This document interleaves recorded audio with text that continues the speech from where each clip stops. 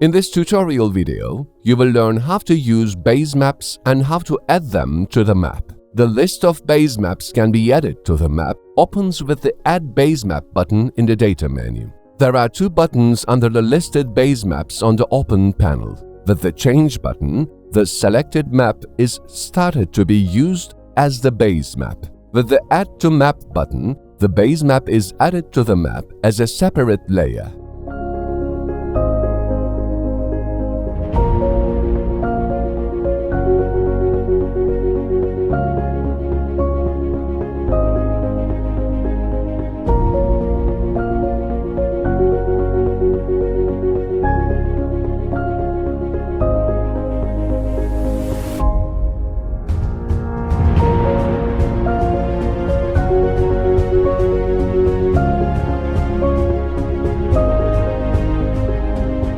Thank you for watching us.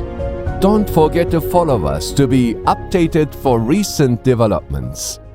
You may continue to next tutorial video.